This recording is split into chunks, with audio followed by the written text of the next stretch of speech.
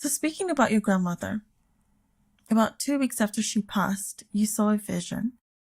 At the foot of your bed, there was a woman wearing a wide-brimmed black hat and a long black coat with a fur collar. You'd never seen her before, but when you described your vision, your mother knew that you were describing her mother. And I found this fascinating, considering the fact that you deal with hard facts as a journalist. So how do you reconcile that moment with the realities that you've encountered in your profession? You know what? I truly believe there are things that we just don't know. We really, you can't explain it. And I think it's called faith. We have faith in God. We have faith in whatever. You know, I know I saw what I saw. It was so, that image was so clear. And then when I looked at the photograph, I thought, oh yeah, it's my grandmother. And I'll never forget that moment because that house that we were living in Killarney, Ontario, on an island, it was the first real home we had.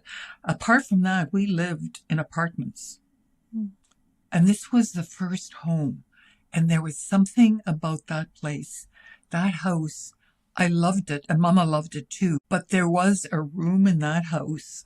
It was a little bedroom upstairs next to mine that I never went into. When I did, I'm telling you, Lola, the hairs on my arms stood out.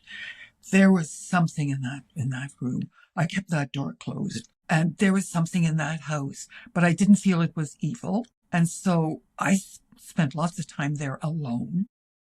I was 15, 15, 16, 17. And so to me, yeah, even as a journalist, even if I look back at it now, it's conceivable. It really is conceivable that I saw this vision. No, I saw the vision.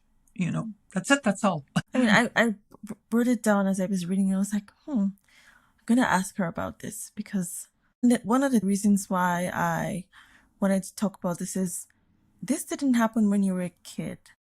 You were 16, I calculated around 16. So you were pretty mature, and you wouldn't have conjured stuff up out of the air. But you felt so compelled by it that even now in your 70s, you chose to write about it. So I really wanted to ask you what you believed, and it does seem like you're standing on what you believed. Yeah, it's just like, there's stuff that happens, and we just don't know why. You meet someone and all of a sudden you say, wow, I know this person. I really like this person. Yeah. Why? Or you meet someone and it's just like, oh, I don't ever want to see that person again. It's like, it's our intuition. It's our sixth sense. And it's like, we're in a world, that we don't know. There's so much we just don't know. So I always say, okay, prove to me that I didn't see her.